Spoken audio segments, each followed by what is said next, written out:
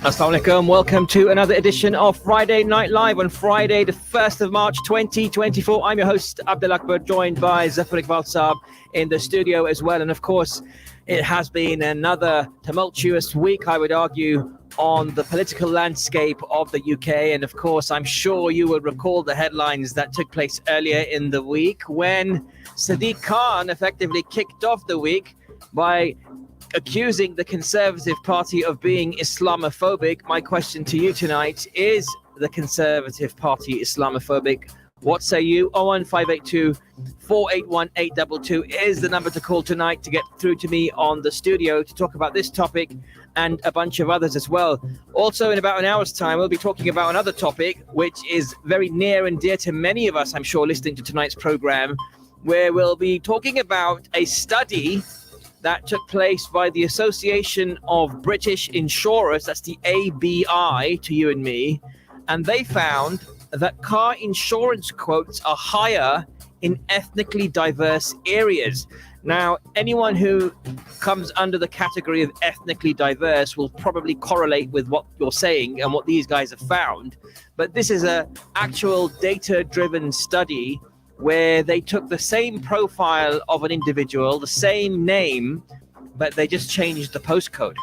And they found that postcodes that had a higher ethnic minority population actually yielded in a higher insurance premium than the exact same profile, exact same name in a different postcode that did not have an ethnically diverse population. What say you? We're going to be talking about that in an hour's time. We've actually got the head of communications from the Association of British Insurers joining us for that. So stay tuned for that, listeners.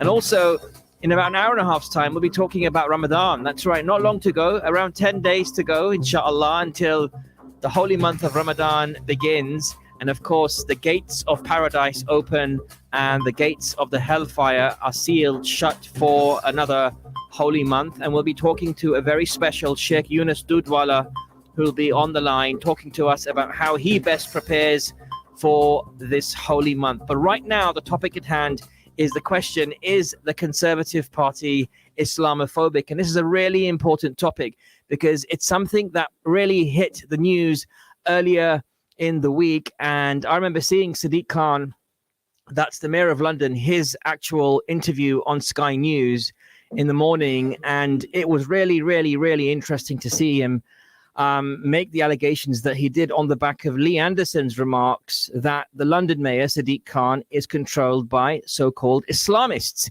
Now, I don't know about you and me, but I think Islamists these days is used as a code word to just represent Muslim. What say you? 01582 481 822 is the number to call if you'd like to get through to me on the studio and talk about this topic and anything else top of mind for you.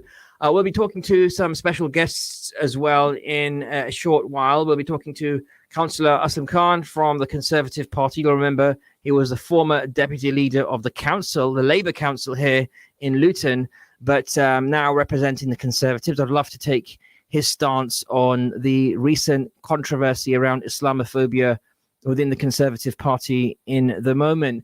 But I want to draw your attention, listeners, to something else that The Guardian found earlier in the week. So there's a lot of polling companies out there in the UK. One of them is Opinium, and they did a poll of 521 Conservative Party members between the 7th and 16th of February this year, and just last month gone because we are on the 1st of March. And what you'll find actually is that it's really interesting how they found that from the, albeit sample of the Conservative Party, the 521 that they did survey, they found that the majority of them actually had a negative attitude towards Muslims. They had a negative attitude towards immigrants. They had a negative attitude towards feminists. I can probably see where they're coming from in that regard, to be honest. And they had a negative attitude towards a few other groups of people. However, one area where they had an overwhelmingly positive attitude were Jewish people. And that's really interesting. And there's definitely an inverse correlation between the attitude of Conservative Party membership towards Muslims and the attitude towards from Conservative Party membership towards Jewish people. Now, I know this poll does not reflect every single Conservative Party member, but 521 people isn't 5 people or 10 people. It's 521 people. And that's a significant number. And that worries me. That worries me because if 40%, for example, extrapolating the results of this poll to the overall membership of the current Conservative Party, if 40% of Conservative Party members have a negative view of Muslims, then what hope do we have with our Prime Minister? In fact, we got a preview of our Prime Minister earlier this week when he refused to accept that Lee Anderson's claim and Lee Anderson's comments against Sadiq Khan, the Mayor of London, were Islamophobic. In fact, what Rishi Sunak did is, instead of accepting the fact that he is and what he said was Islamophobic, he turned the whole discussion onto anti-Semitism.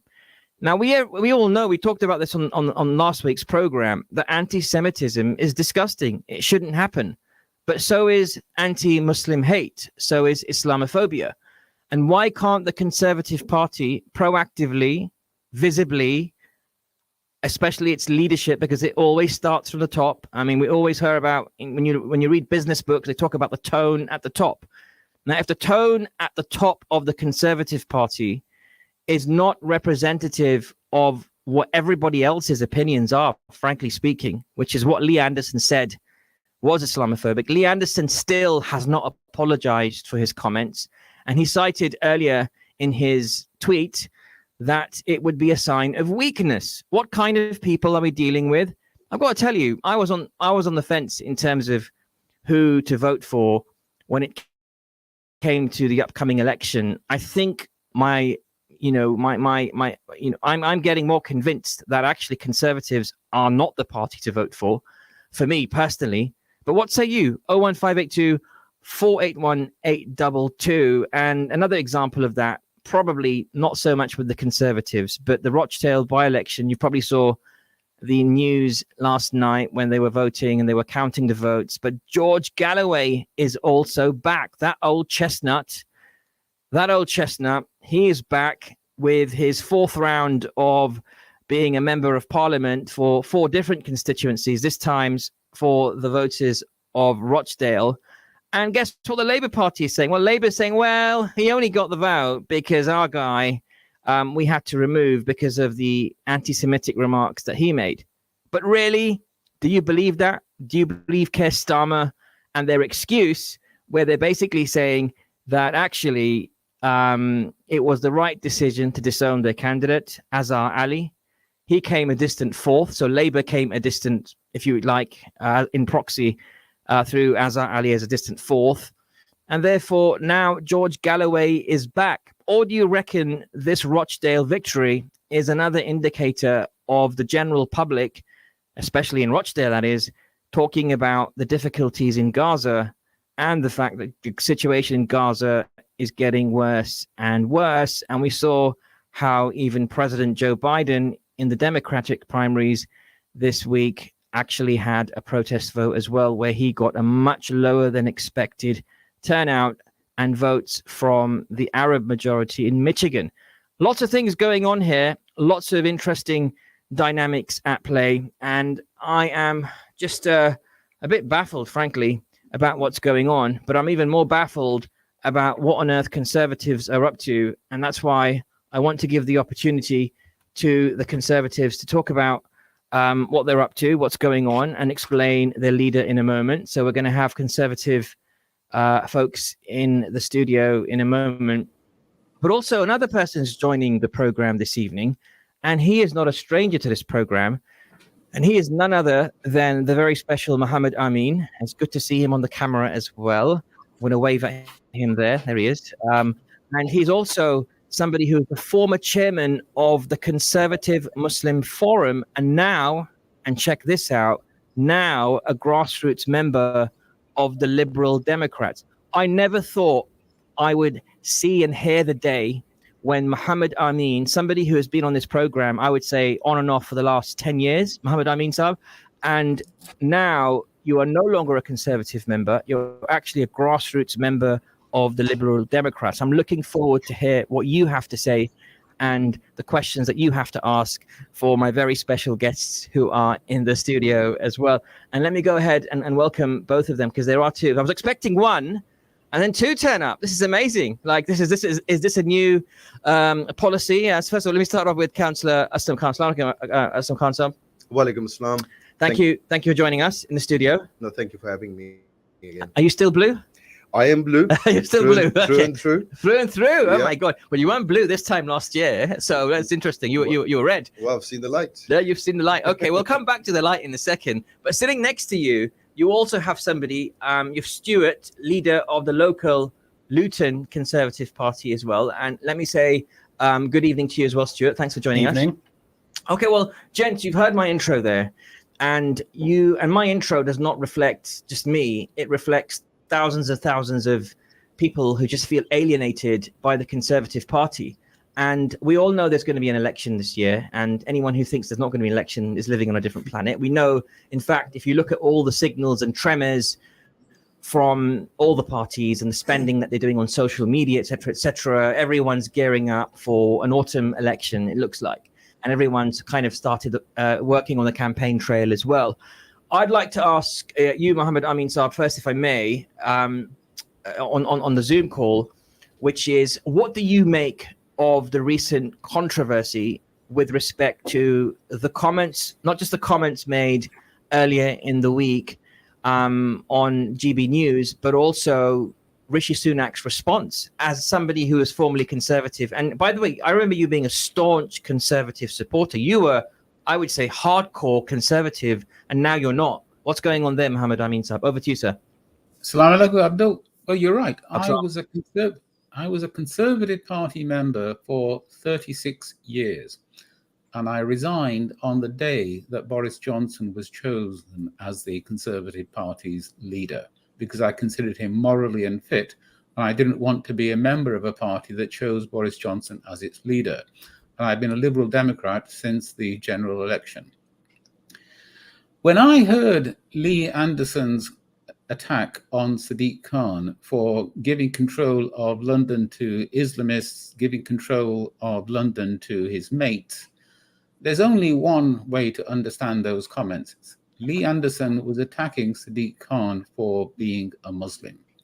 And if by Islamophobia you mean promoting anti-Muslim hatred, anti-Muslim bigotry, anti-Muslim prejudice, then Lee Anderson's comments were clearly Islamophobic.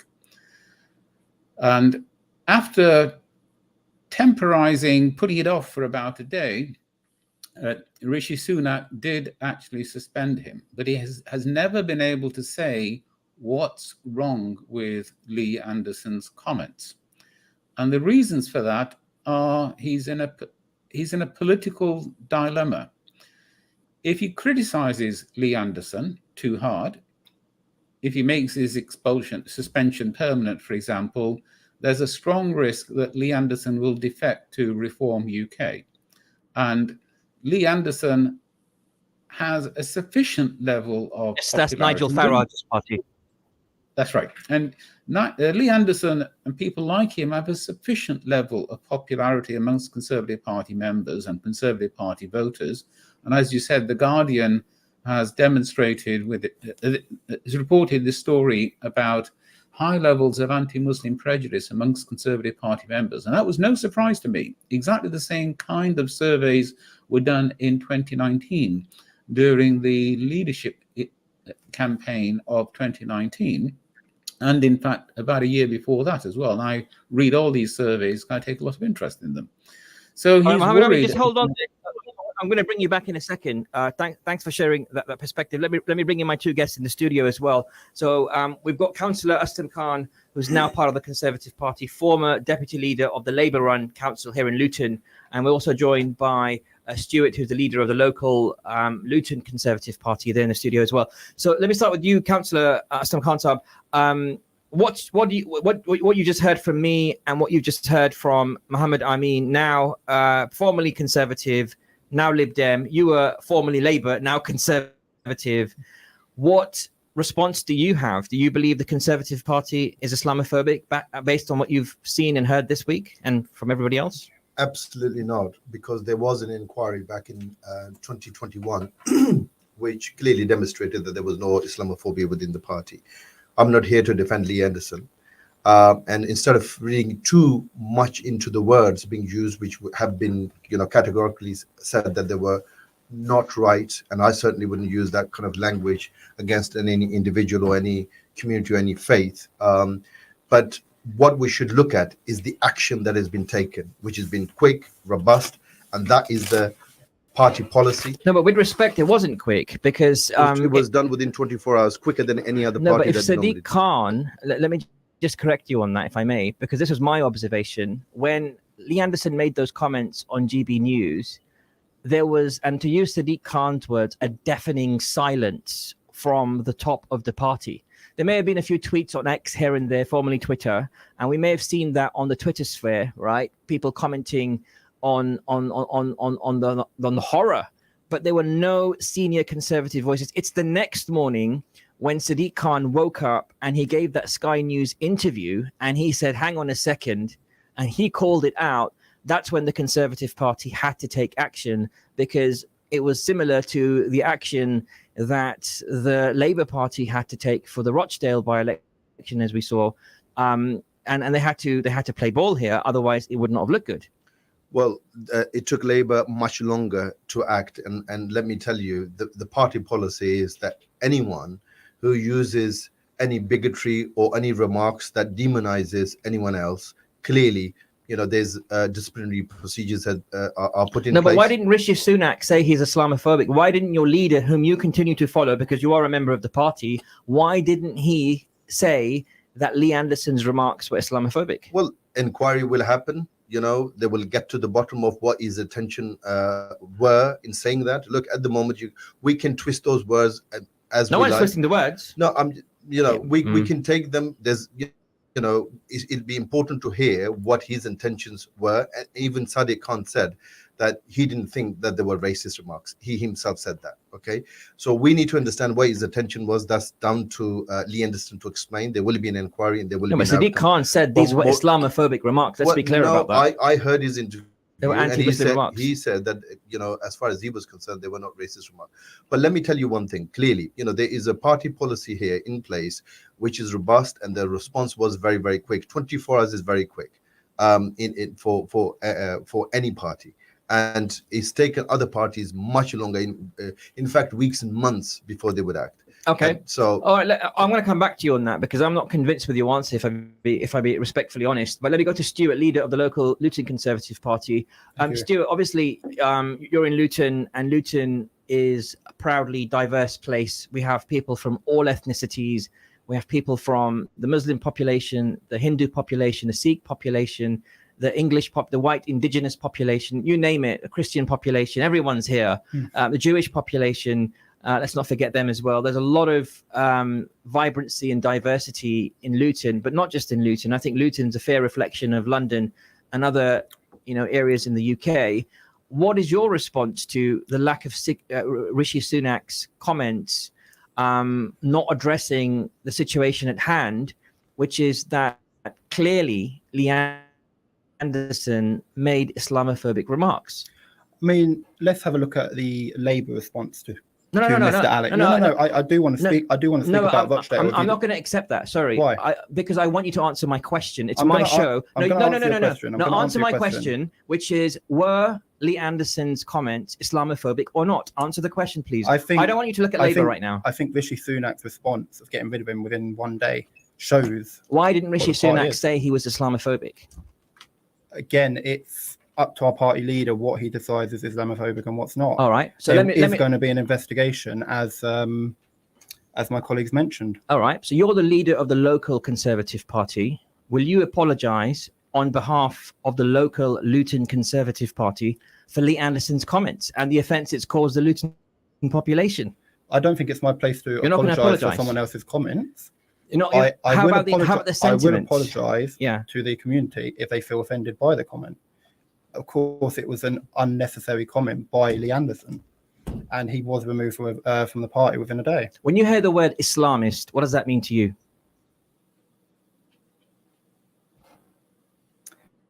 I mean, it's been overused now. What does the word Islamist mean to you? When you hear the word Islamist, what goes through your mind as a member of the Conservative Party and a local leader of the Luton Conservative Party? Someone who follows Islam. That's absolutely incorrect. Because what you've just done, you've asked me what I perceive. No, hold on a second. Means. You've just described something that includes me. I follow Islam. I am not an Islamist. The man sitting next to you to your left, Councillor Aslam Khan, follows the Islamic faith. Is that correct? He is not an Islamist. Zafar Saab sitting to your right, okay?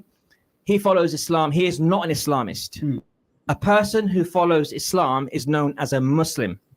An Islamist, and this is the problem, and you've just really highlighted the problem, Stuart, and you're a local leader in a Muslim populated town, and you don't even know what Islamist means. Do you see the problem? I mean, I'll let you think about that. We're going to take a short break. Yep. I'll let you think about that. But listeners, this is the problem that we're dealing with. We have Conservative Party members, and they can't even define what the hell Islamist means. And we're saying we don't have a problem with Islamophobia in the Islamic in the Conservative Party. I'm sorry, it's unacceptable. How can people who claim to be leaders come into a studio and then not be able to explain what an Islamist is? I'm going to give Stuart some time to think about what an Islamist means and what a Muslim is and the difference between the two. And I look forward to hearing your comments and questions on 01582 481 822. This is Friday Night Live with me, Abdul Akbar. Stay tuned. We'll be right back after these messages. Don't go away.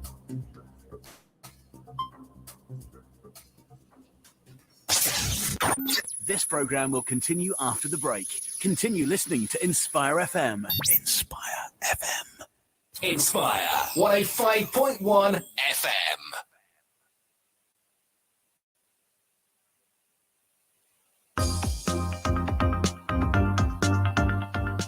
Assalamu alaikum. My name is Dr. Samina Rashid and I run the Kip McGrath Education Centre in Luton. My message to you is study hard and work hard, and continue listening to Inspire FM on 105.1.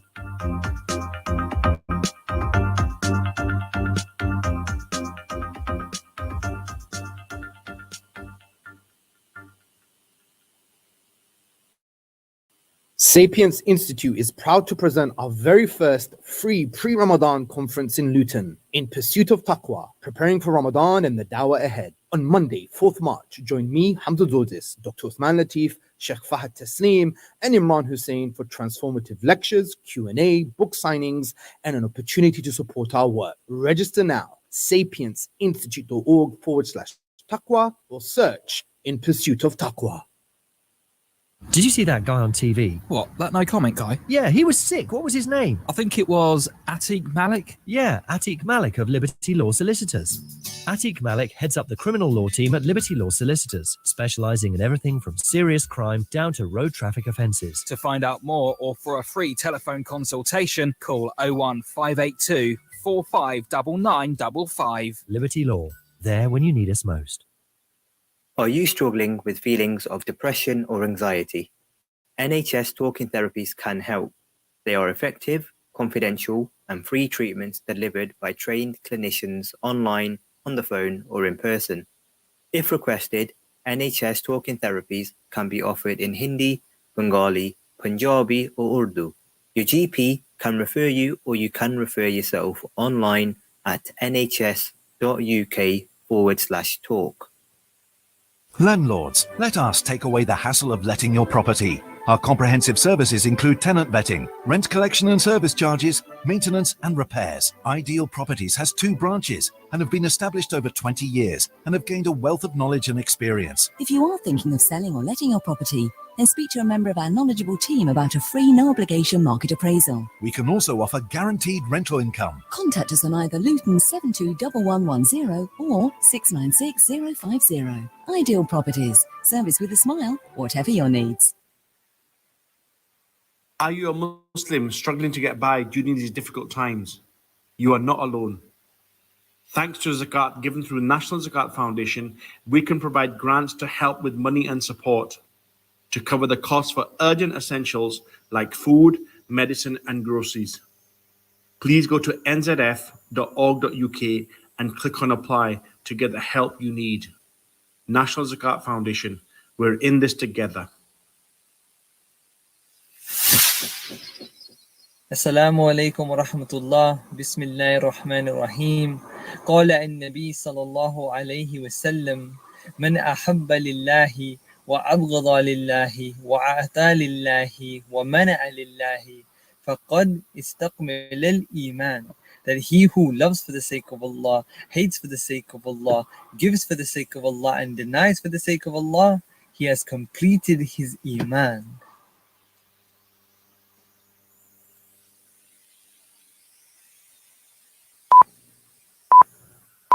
From the studios of Inspire FM, the time is now 6:30.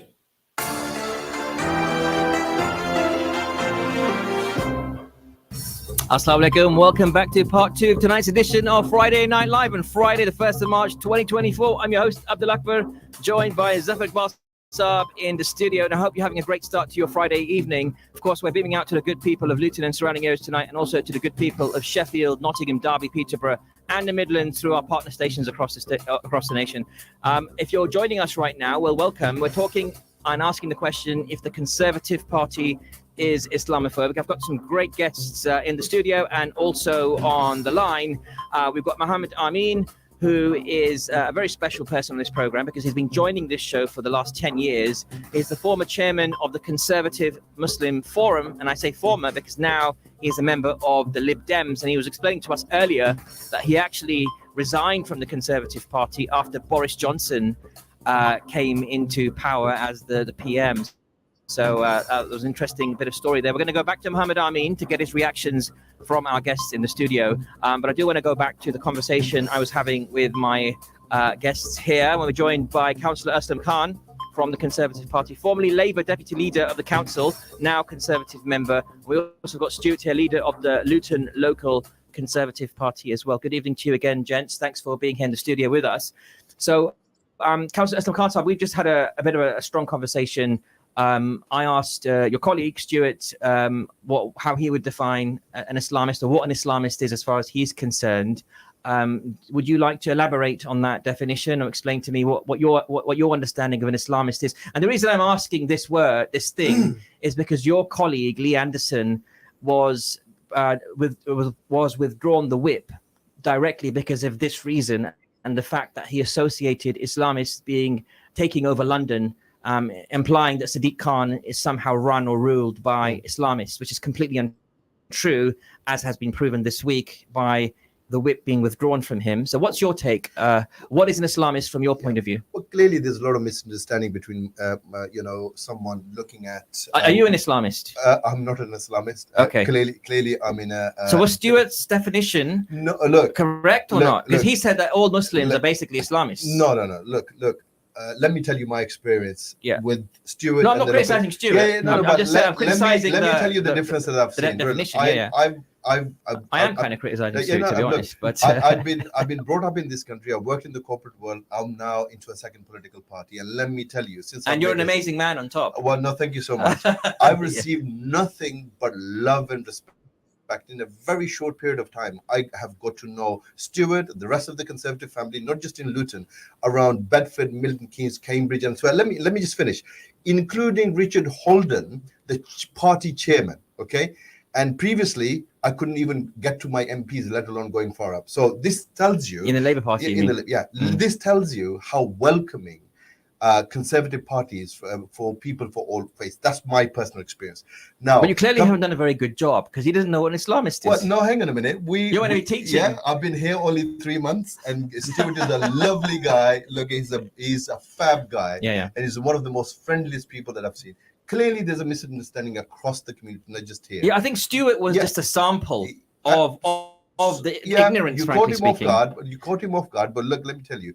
there is misunderstanding about Muslims of having that political ideology, and people think there's going to be some kind of Sharia law or so forth. Look, vast majority of the people, including my forefathers, right? They fought in the First World War, Second World War. They've given their lives here, rebuilding this country. They're part and parcel of this society. This is what modern Britain is about: multicultural society. Look at the according to Hang on a minute. Okay, there may be. Look, there may be people in every walks of life or every party with those views. But look at the Conservative Party. Look at the front bench, more diverse front bench that you'll find. Luton Conservative Group, the most diverse that you will find. Conservative Party is the first party has delivered you an Asian Prime Minister. Okay, if you look at the front bench, 60% of those are people of color. What that goes to show the intent of the Conservative Party. Look at other parties. Look at Labour. Look at Liberals. Look at others. Right? There's no point. If you look at the Parliament, look at the front bench, and it tells you the intention. So there's no point in having an Asian Prime Minister, first, second, or whatever, male or female or whatever, if they're not going to speak for minority groups. If they're only going to speak for a subsection of minority groups, that is. Quite rightly, he's speaking about anti-Semitism. Quite rightly, I'd be the first to stand up and say that is exactly the right thing to do. But why can he not equate that and give equity and equality to the majority Muslim? After the indigenous Christian population in this country, the largest populist group in this country are Muslims. So why can't he stand up and say Lee Anderson's comments were incorrect? And all he said is that he wouldn't have used those words. The Deputy PM also said he wouldn't have used those words. But why can't he call out blatant Islamophobia? Because here's what he's doing. He's doing what Trump did in the US, which is he's fanning the flames of hatred against an already marginalized population. We have the war in Gaza taking place right now. Tensions are already high amongst many communities, notwithstanding the Muslim and Jewish community. Why can't the leader of this country stand up and say, listen, what he said was unacceptable and it's Islamophobic and I won't tolerate it?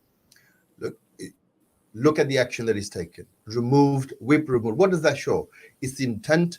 He's still a member of the Conservative Party, though, Lee Anderson. Look, the investigation is going on. We wait for the result, right?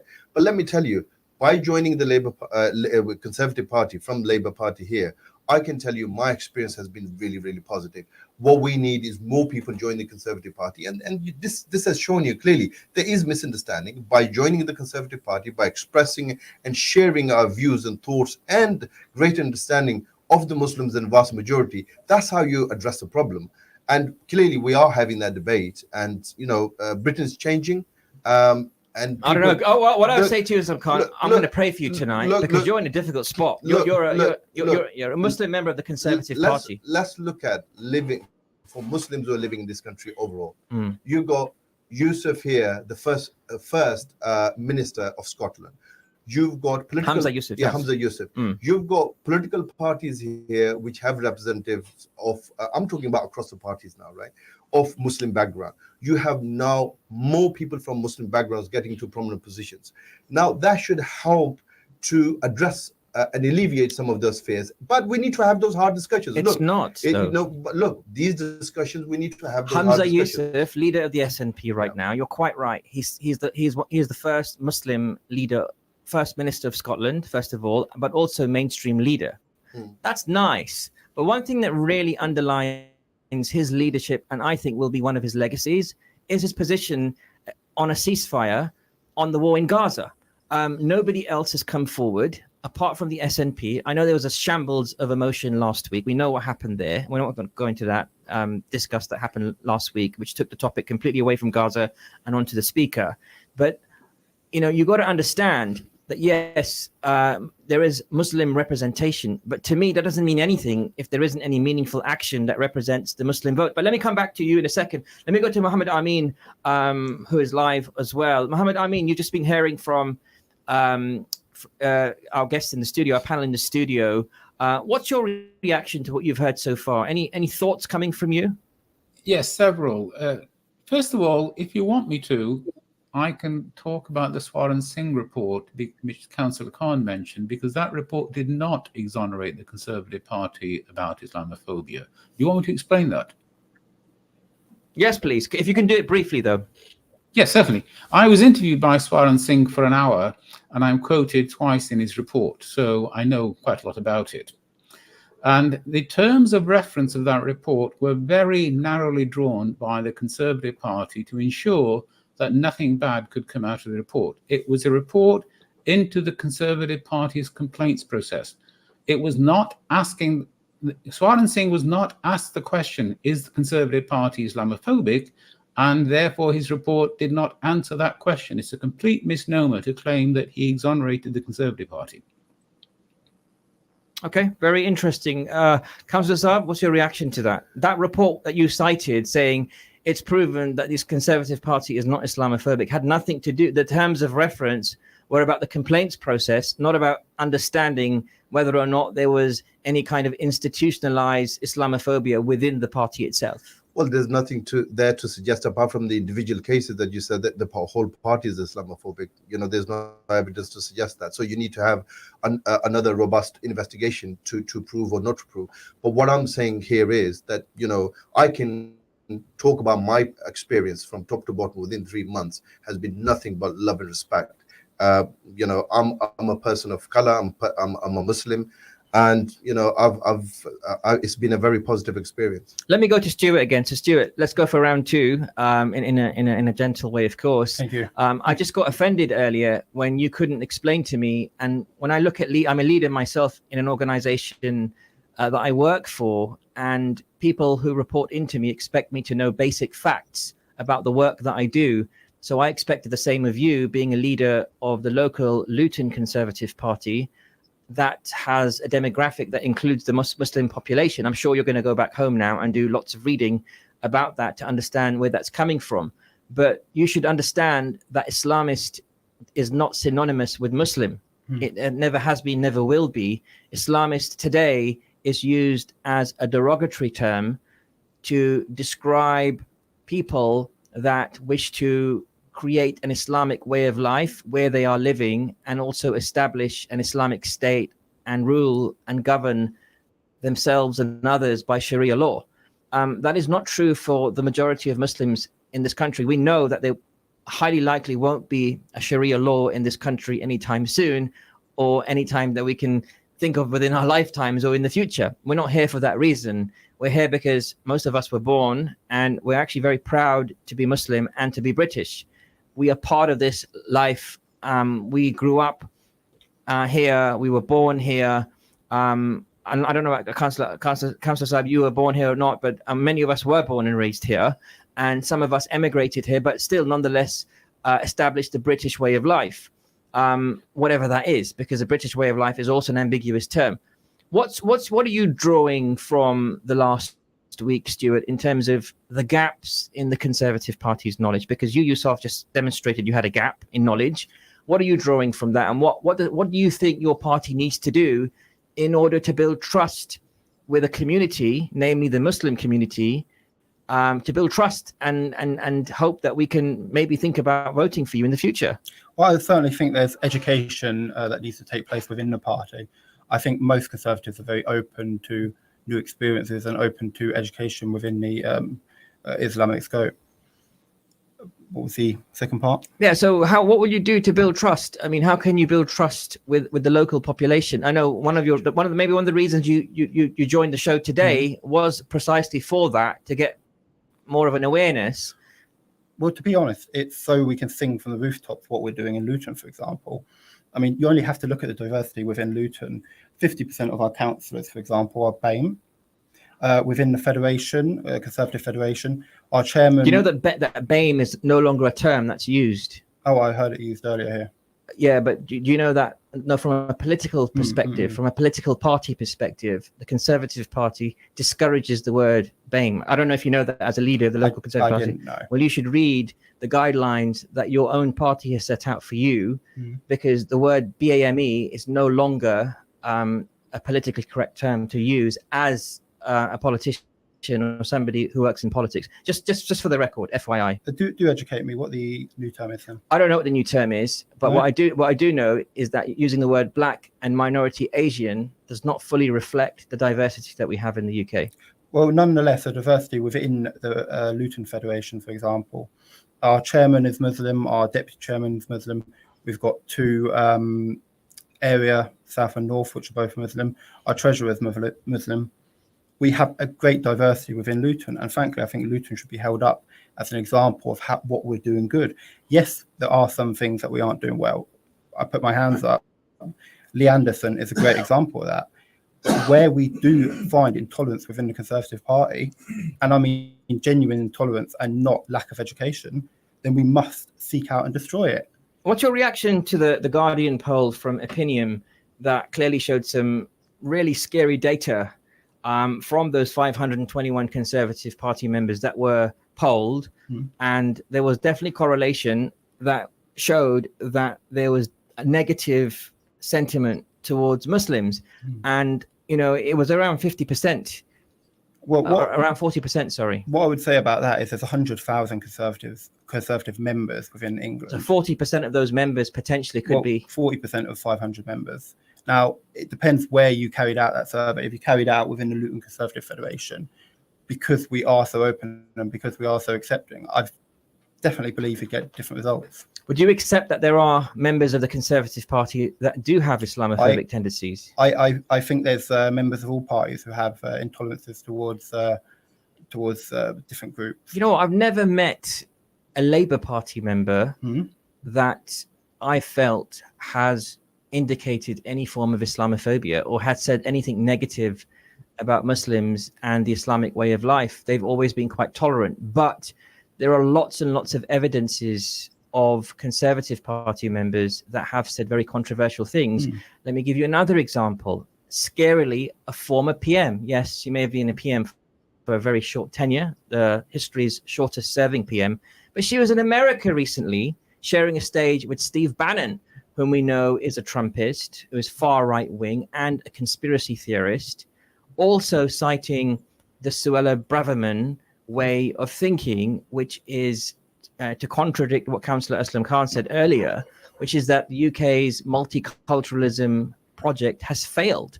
This is what Liz Truss, Conservative Party member, former PM, this is what Suella Braverman, Conservative Party member and former cabinet member, are saying about multiculturalism. And what comes under that banner clearly are the Muslim population as well. Does that not concern you?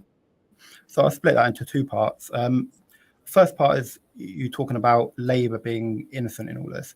Now, the Ford report, which they commissioned themselves, found deep-rooted lack of action within anti-black and anti-Muslim. What's the word I'm looking for? When they had reports of that, they didn't take them seriously. That was what the underlying report said. Now, 2 years later, that still hadn't been actioned.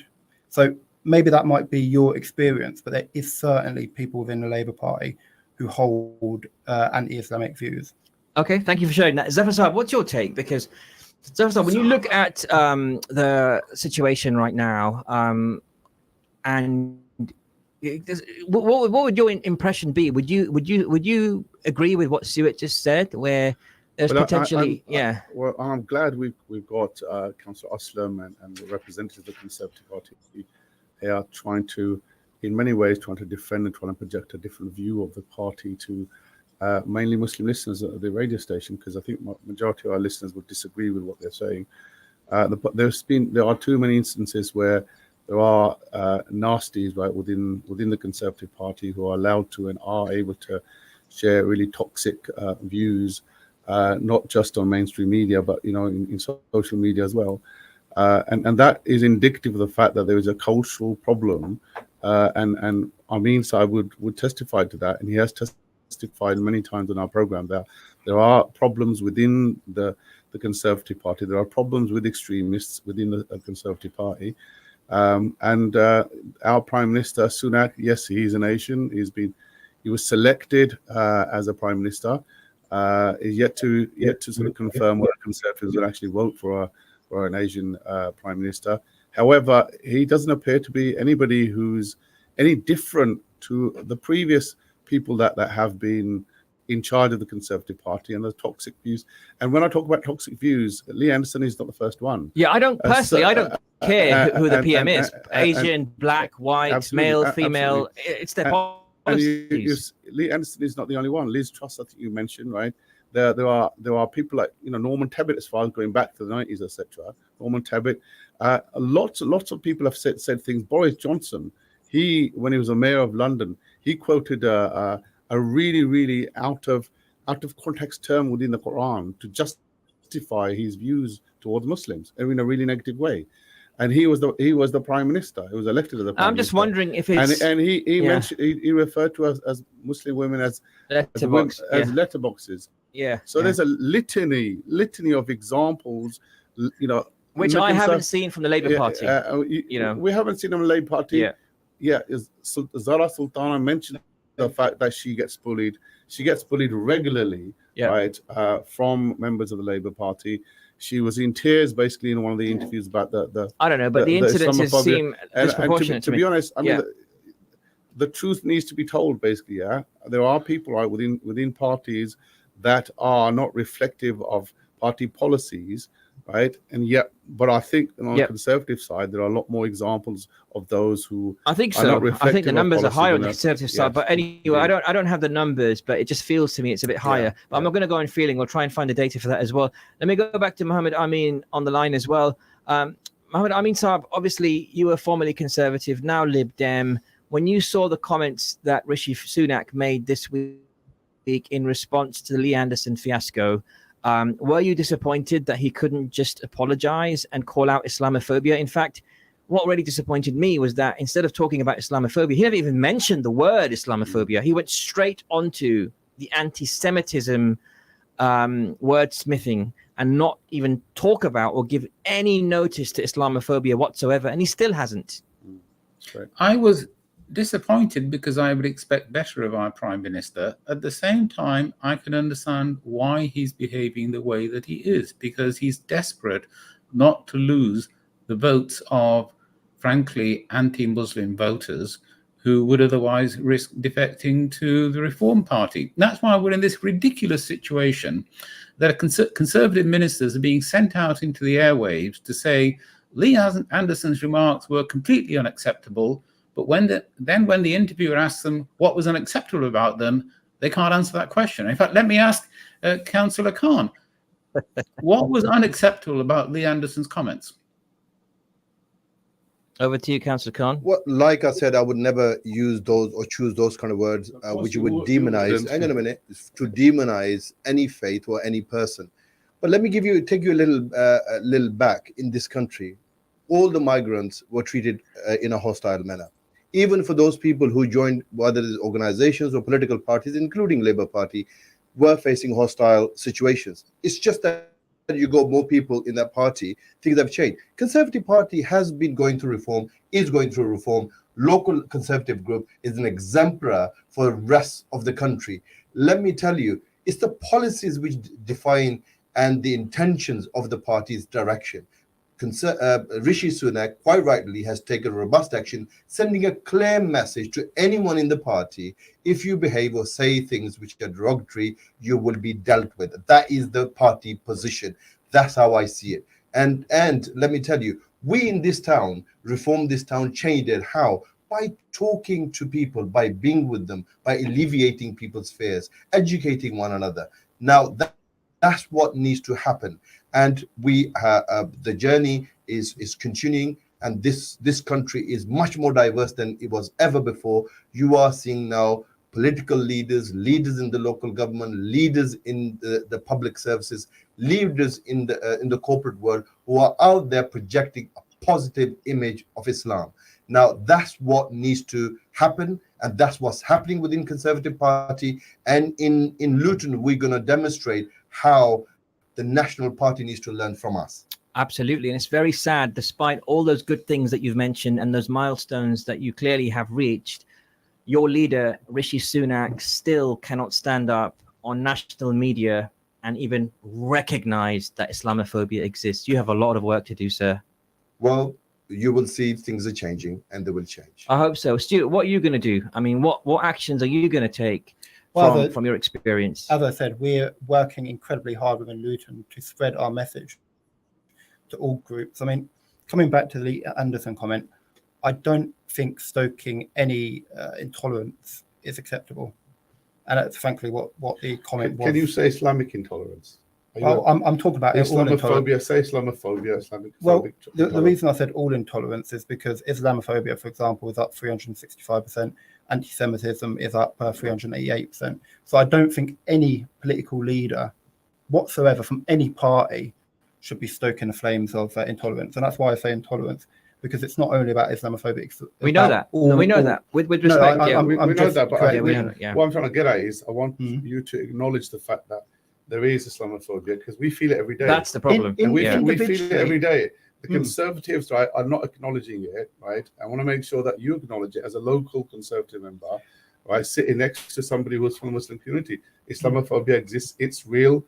He will tell you it's real because he's felt it as well, right? So the question is whether you accept Islamophobia. And I would really like to see someone like yourself, who's representing the Luton branch, go and visit people that have been victims of anti-Muslim and Islamophobic hate crimes. There are hundreds of them in Luton and surrounding areas. You need to meet them.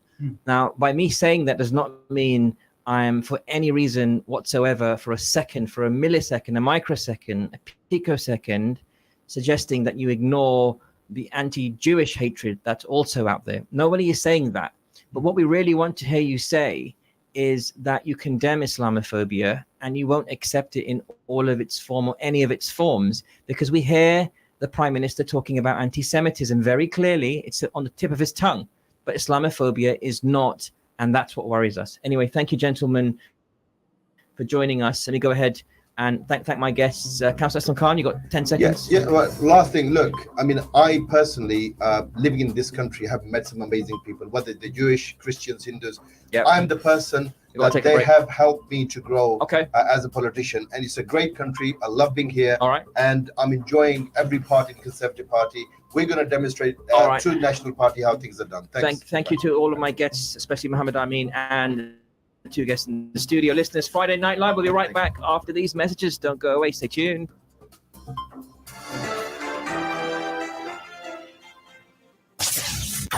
This program will continue after the break. Continue listening to Inspire FM. Inspire FM. Inspire 105.1 FM.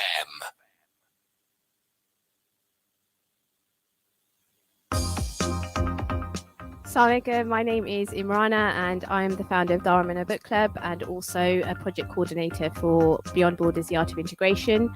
Continue to tune into Inspire FM on 105.1 FM. Are you looking for a spouse or know someone who is? Look no further than Rishta Networking. Supported by Inspire FM, Rishta Networking is a local non-profit initiative with the sole aim of helping fellow Muslims enter into successful and thriving marriages. Join us at our next Muslim marriage event. This event is open to female representatives of candidates looking to get married, taking place at Crescent Hall on Friday, 1st of March at 6 p.m. Spaces are limited, so register today at rishta-networking.co.uk. You are number 19 in the queue. Tired of hearing this? Waiting weeks for an NHS appointment? Optimize Body and Mind puts your health first. I took a blood test and found out I was vitamin deficient. That's right. Urgent GP appointments for just £45. Prompt, personalised care when you need it most. I took a vitamin injection and now I feel like a new person. Deal with symptoms, vitamin deficiencies, hormone imbalances, and pick up any early signs of illness. Put your health first with Optimised Body and Mind. Call us on 0333 012 4214 or visit optimisedbodyandmind.co.uk to book your appointment today. Your health is our priority. Luton's most luxurious venue for Asian weddings is now bigger and better than ever before. With 2 venues to choose from, Venue Central can provide the ultimate setting for your wedding. 2 huge venues, 1 high standard, right in the centre of Luton. Visit us online today at venuecentral.co.uk or call us now on 01582 451 767. Venue Central, affordable luxury in a central location. Hello मैं doctor अनवार हूँ इन सर्दियों में अगर आपको फौरी तिब्बी मदद की ज़रूरत है लेकिन पता नहीं कि कहाँ जाना है तो NHS 111 का इस्तेमाल करें आपकी जांच की जाएगी और करीबी सर्विस की तरफ भेजा जाएगा जैसे जीपी प्रैक्टिस फार्मेसी या फौरी तिब्बी मरकज़ NHS 111 सेहत के वसीह मसाइल की फौरी मदद का एक आसान तरीका है। ये एक मुफ्त सर्विस है जो 24 घंटे और हफ्ते के 7 दिन दस्तयाब है। अगर आपको किसी दूसरी ज़बान में मदद की ज़रूरत हो तो 111 पर कॉल करें और तर्जुमान के लिए कहें। ये एक राज़दाराना सर्विस है। 111 पर कॉल करें, 111.nhs.uk पर ऑनलाइन जाएं या NHS ऐप का इस्तेमाल करें। For the last 10 years, SKT Welfare, with your support, has helped millions of people who are suffering due to lack of food, shelter, water and medical care in Pakistan, Syria, Africa, Yemen, Palestine and Bangladesh for Rohingya refugees. Thank you. Without your support, we could not have achieved this. Please continue to help. Donate now 0300 30 20 786 or www.sktwelfare.org. Just 85 pence a day could provide vital food. Assalamu alaikum, guys. This is me, Baby Bilal. And it's me, Furman Giles. We are here to tell you about the kids right show that you must tune into because Brother Khalil, I don't know where he is. He's not here at the moment. Furman Giles, where do you think he is? Well, I think he's probably sleeping somewhere. Oh, okay then. Well, whatever the case is, guys, make sure you tune into The Kids Round Show and Inspire 105.1 FM. The UK's finest. Okay, then. Hold on a minute. Sorry I'm late, guys. Yeah, let me do the jingle now. Okay. This is Khalil Muhammad and...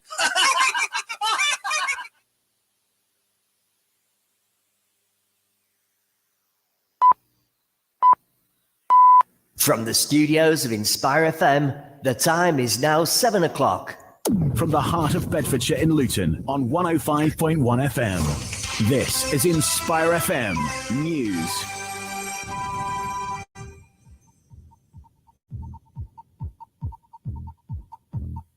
This is the national and international news today, Friday, 1st of March, read by Shaheen Mirza. First, the headlines. UN chief urges probe into deadly Gaza aid convoy incident. Putin threatens West with nuclear weapons.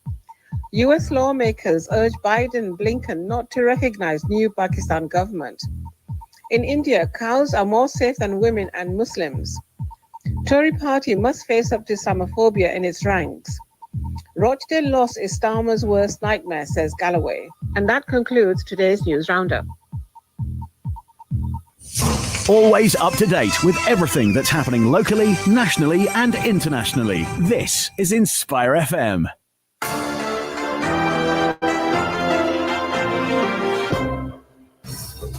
Assalamu alaikum. Welcome back to part 3 of tonight's edition of Friday Night Live on Friday, the 1st of March, 2024. I'm your host, Abdul Akbar, joined with Zafar Iqbal Saab here in the studio. And we're live in Luton and surrounding areas tonight. And also we're beaming out to the good people of Sheffield, Nottingham, Derby, Peterborough and the Midlands through our partner stations across the nation. So good evening to all of you tuning in. I hope you enjoyed the first part of our program where we were asking the question, is the Conservative Party Islamophobic? What say you? 01582 481822. I'd love to have your reactions to the first part of tonight's program where we heard from the leader of the local Luton Conservative Party, where admittedly he couldn't give me a proper definition of what an Islamist is. That's alarming to me, and I'm sure he'll go back to the office and try to figure out exactly what it is. But I think, poor Stuart, he couldn't answer that question, and this is not a personal attack. But listen, if you're going to be the leader of the local Luton Conservative Party, where the vast majority of your constituents come from a Muslim Islamic background, you should know the difference between an Islamist, which is a derogatory term, and a Muslim. Okay, they're very different terms, and I encourage anyone listening to tonight's program that doesn't know the difference between the two to understand that, because there are derogatory terms for lots of other faith groups, cultures, racial slurs that you could use. An Islamist, I find personally, a very offensive term, because it's one of those new terms that everyone is using to describe a extremist, basically, or what they used to call a fundamentalist. The new term these days is Islamist. So if you're somebody who happens to be very passionate about your religion and might want to go the extra steps in terms of establishing an Islamic State, which I think the majority of Muslims are not in this country to do that, that is what you would probably coin as an Islamist. But I would love to have your impressions as well. 01582 481822. Personally, I don't like any of those terms. Islamist, fundamentalist, extremist. I mean, everyone who follows the Islamic faith is a Muslim, and let's just leave it at that. But I just have seen evidence on the radio that we do need to educate not just our conservative colleagues, but probably a lot of the population so that they understand. But how can they understand when politicians whom they rely on and trust are using those terms, like Liz Truss, like Suella Braverman, like this dude that we've just heard a lot about, and the dude I'm talking about, Lee Anderson, who got the whip withdrawn based on the comments he made against London Mayor Sadiq Khan. And the story goes on. But I want to shift gears slightly. This is slightly connected to the previous topic. Slightly. There's a slight... Sorry? Only slightly. No, only slightly. Okay, well, let's let the listeners be the judge of this, because in case you haven't heard, car insurance quotes were a third more expensive in some areas of England with the biggest minority ethnicity populations, according to a BBC study, and something that's been confirmed by other organizations as well. So BBC Verify collected thousands of quotes based on identical driver information, but they used different addresses. And they found that areas with a high number of people with ethnic minorities saw higher prices even when road accident and crime levels were similar.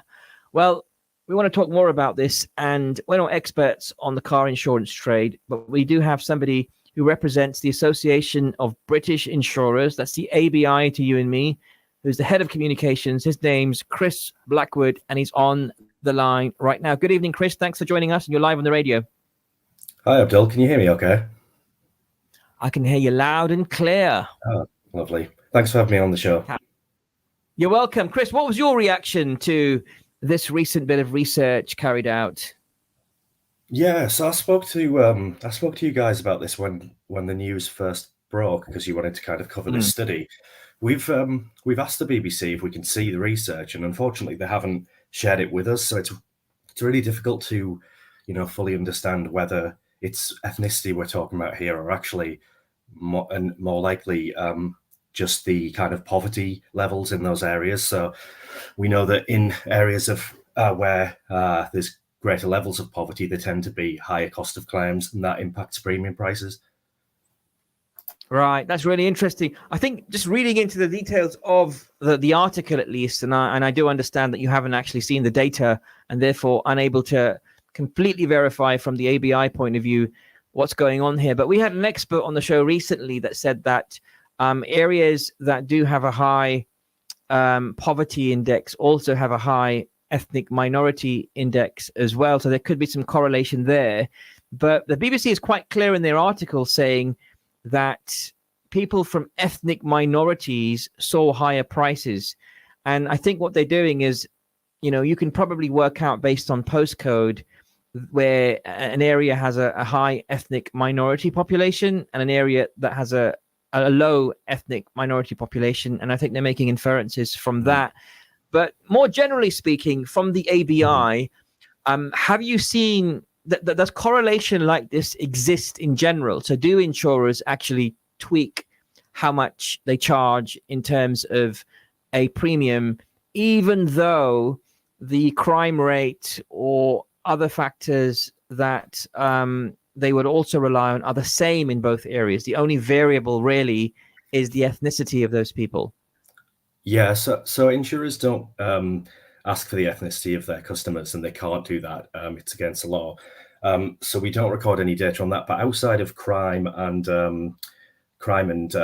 accidents, which was recorded in this BBC study, there's a whole host of other things that go into calculating the risk levels in those areas. So in this case, there's nothing taken into account on vandalism, accidental damage, arson, that can all impact on premiums. And then the really important thing is, in certain areas, the cost of getting repairs done is more expensive. So, your local garages might charge more.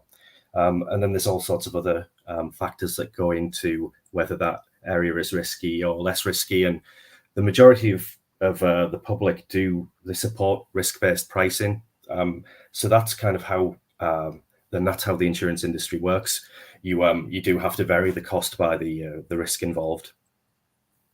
That's interesting. And the example that they give on their article, again, understanding that the ABI don't actually have the full raw data, that you've not been able to analyze it, but just at a high level, they give an example of two quotes. So they use the profession as a teacher, a male aged 30, he's got a Ford Fiesta, and then to get the quote, they put in an address that has a Black, Asian, and minority ethnic population of 11%, and then another address that has a higher population of 44%. And they found that the address that had the 44% of the minority group had an average quote of around £2,796, whereas the other area was around £800 cheaper.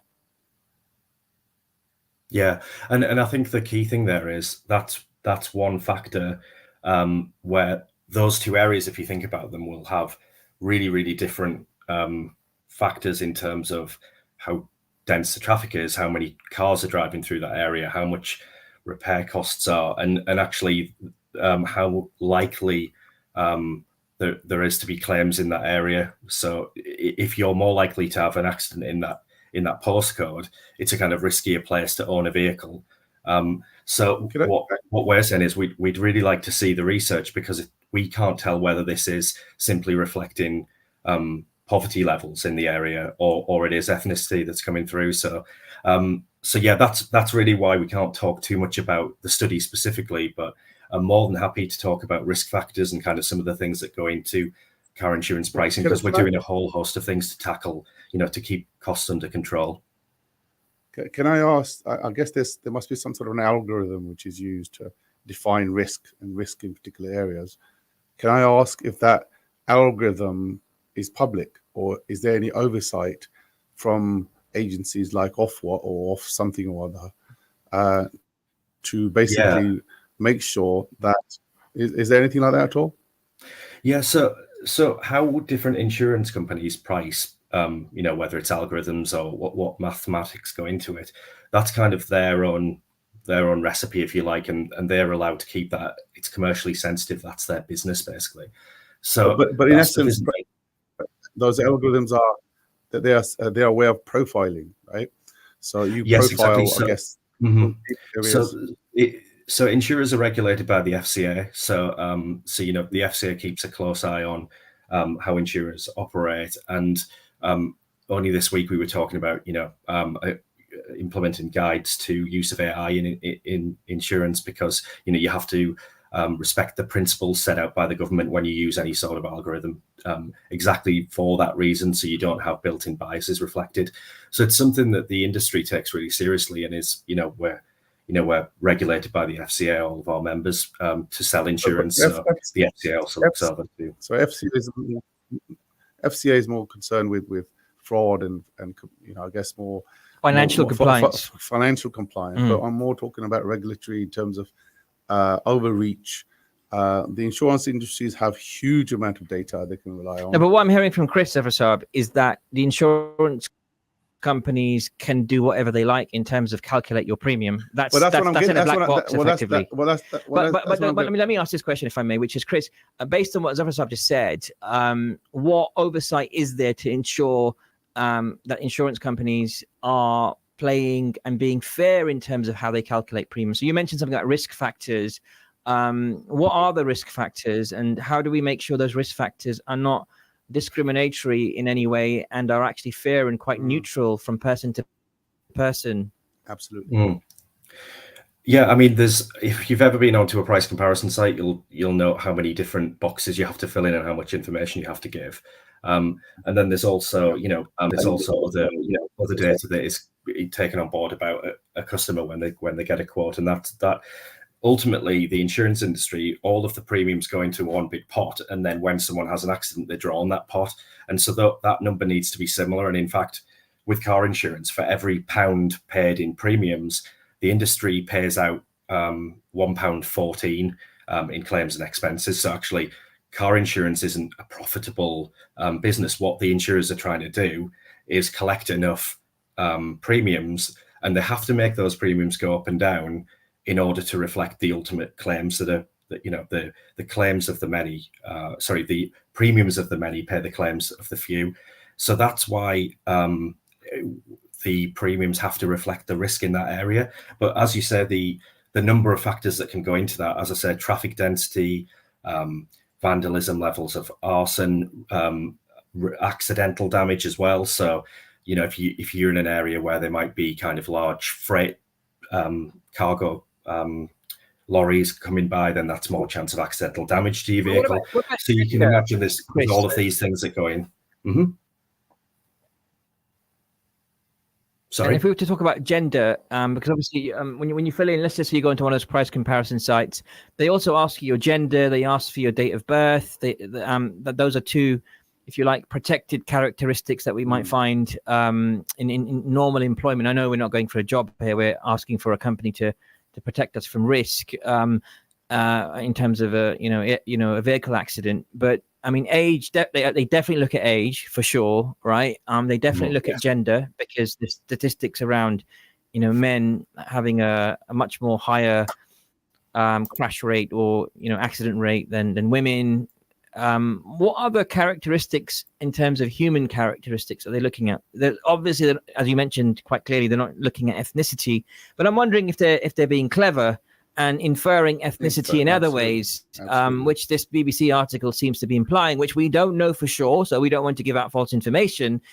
But I mean, the Sun did something similar a few years ago, and the Sun, okay. That's right. They had a reporter basically pretend to be of one ethnicity and then another ethnicity, and I found a huge difference between the quotes. What, just from the name of the person? From the name. So you're saying that there could be allegedly inferring the ethnicity of the person from if your name is Trayvon, that's just showing a name that's common in black populations, versus Muhammad, common name in Muslim. In fact, that's exactly what it was used. Basically, it was Muhammad was used in the in the research. But if you use Richard, yes, same profile, teacher, age 30, blah blah blah, Ford Fiesta, different prices were showing up. Yes. That's scary. I mean, Chris, when you hear stuff like that from the Association of British Insurers, are there any safeguards? I mean, shouldn't there be maybe an automated check that you guys carry out somehow?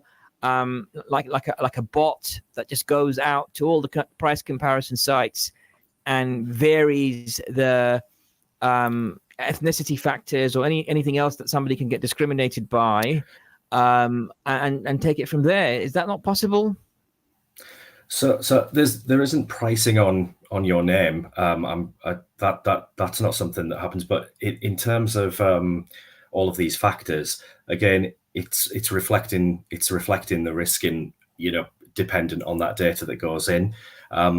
So yes, I'm not familiar with the study that your pal just mentioned. I've not seen that, but we are doing all we can in order to kind of make sure that we're being as fair as possible. So this week we announced a roadmap to tackle insurance costs, and that was 10 steps that the insurance industry, the regulator, governments could all help with. So you just talked about age being a big factor. So young drivers are far more likely to get into serious accidents and more likely to injure multiple people. We've seen some absolutely terrible stories about, cars full of young people being killed or in serious accidents. And so again, that's where the cost of the premium has to be higher to reflect that risk. That said, we've been talking about the idea of graduated driving licenses. So when someone first learns to drive, novice driver, they might restrict themselves to not driving at night and driving with fewer passengers. So again, that might help bring down the risk and go from there and help bring those costs down. Thank you, Chris. That's really interesting. And what about, I've seen a lot of, and I'm like the many as well, where I've seen a radical increase in premium, even though I haven't made any claims. I'm a really cautious driver, et cetera, et cetera. I've seen a lot of insurers offering devices now that you can put in your vehicles that monitor your driving habits. How do those work? And are those the future of how we get premiums down potentially?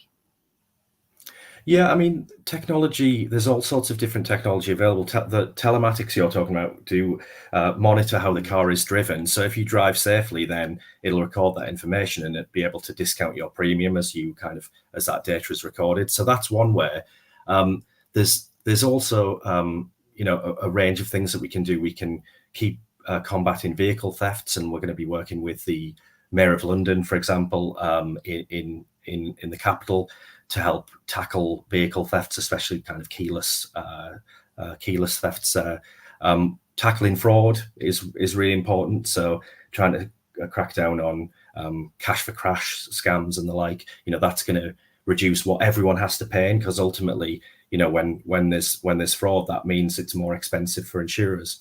So there's also road safety and road infrastructure. So if we can make roads safer, then that reduces the number of car accidents and costs. And the same with kind of filling potholes and making roads less likely to damage a vehicle. So we've been talking about this all week, and there's a whole range of different things that we'd really like to implement. One of those things as well is actually, even though car insurance is mandatory, you have to have it by law if you want to drive.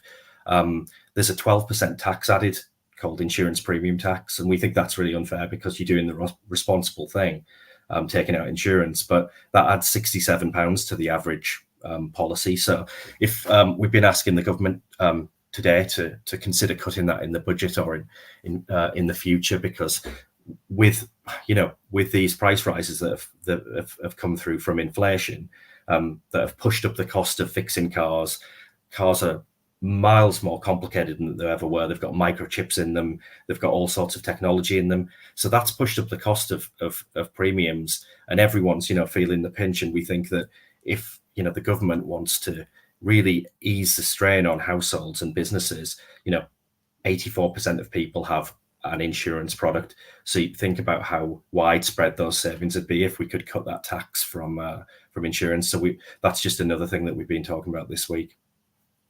Yeah, I mean, a couple of things stand out from what you've said there, Chris. One of them is the fact that insurance at the moment, car insurance, is a loss-making business if you take it completely. So for every £1 they receive, they're paying £1.14. Did not know that. Yeah. I find that a bit far-fetched, but it doesn't feel right.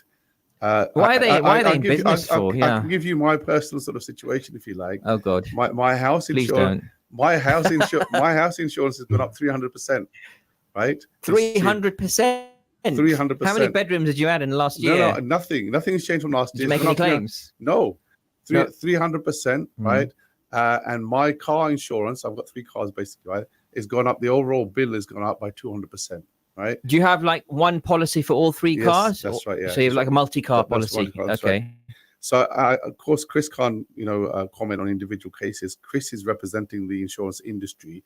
I think, to be honest, I've never seen an occasion where premiums come down, right? They always go up every year, right? Did you negotiate? Are you one of those people that negotiate on renewal, though? Do you go out and have another look on the price comparison sites? Let's not talk about myself. No, but you've got to do that, right? No, That's what I'm saying. That. Obviously, I do that. I do that. Yeah, I do that and check comparison sites and individual sites, etc., and ring a few people, etc. But what I'm saying basically is that although I think Chris is saying that the insurance company makes a loss, the players who keep entering into them. Maybe perhaps Chris can comment on that. There's lot more people, lot more organizations, a lot more businesses are getting into the insurance business. Right? So there must be some sort of level of profit coming out there. Yeah, there's got to be exactly. And there's nothing exactly.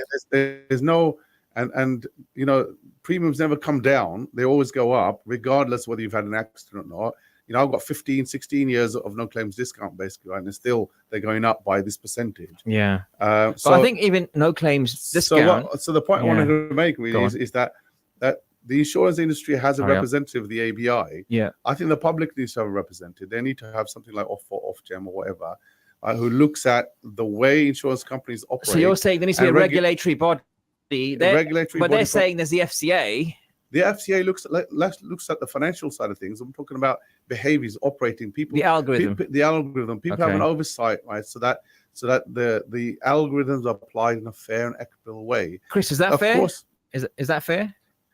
I mean, the Financial Conduct Authority, they are the regulator of insurance companies, and there's something called consumer duty that ensures that customers are being, treated well and they're getting good outcomes from their financial products. So that regulator exists, and that and is fairly active. I don't think that covers what you just said. There is more about complaints and due process. Correct. And sorry, that's people, the financial ombudsman. Yeah. I think that so is the Financial a different Ombudsman part. Service is a different thing to the Financial Conduct Authority. So one's a regulator, and then the FOSs, and the Ombudsman, they deal with complaints. So if you're not happy, ultimately you can go to the Ombudsman with a financial. I mean, these are complaints.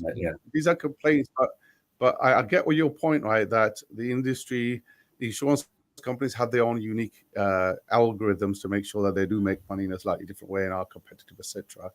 Right? But what we need, I guess, from a consumer's point of view, is to say you can't publish those, but a regulator gets to see them to say, all right, okay, you're not applying an ethnic part to your ethnic penalty to your and you're not unfairly targeting a particular area.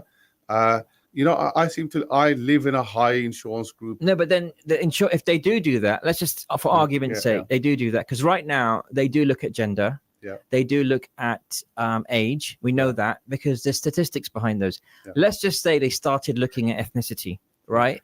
And we did find that actually, if you are a Pakistani or Bangladeshi, that population of insured individuals actually are in more road traffic accidents. Are you willing to pay higher premium? No, what I'm arguing for is the complete reverse. The people who are the ones who are high risk should pay more, right? But at the moment, right, you've got that could be you, mate. It could be me, yeah.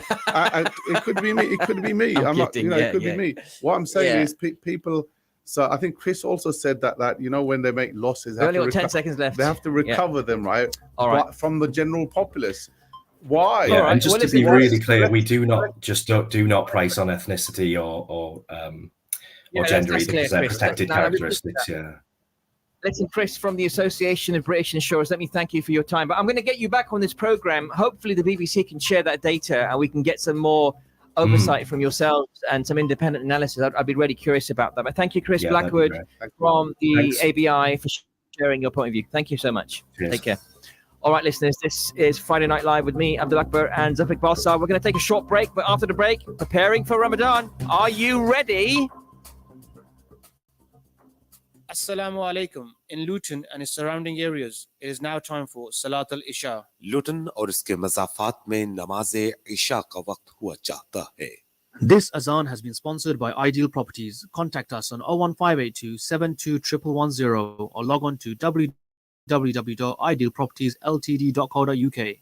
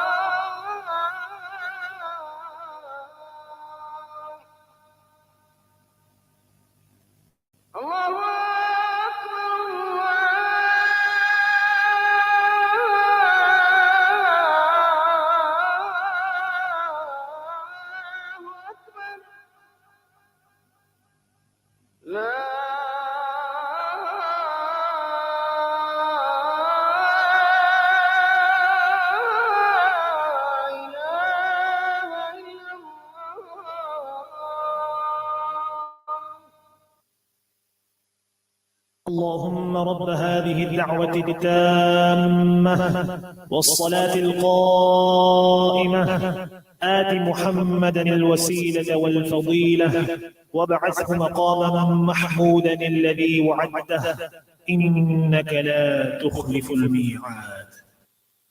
Would you like to sponsor the Azan? If so, give us a call on 01582 481810 or email us on info@inspirefm.org.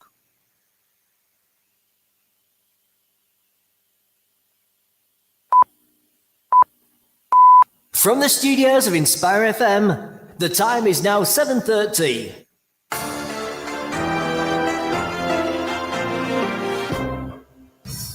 Assalamu alaikum. Welcome back to part 4 of tonight's edition of Friday Night Live with me, Abdul Akbar, and Zafar Iqbal Saab. Zafar Saab, I've got to say, mashallah, an amazing show tonight. And of course, we are beaming out to the great people of Luton and surrounding areas tonight. We're also beaming out to the great people of Sheffield, Nottingham, Derby, Peterborough, and the Midlands through our partner stations across the nation. So assalamu alaikum to all of you. I hope you're having a great start to your Fridays and your weekends. And not long to go, brothers and sisters, until the holy month of Ramadan. Subhanallah. Zafar Saab, are you ready?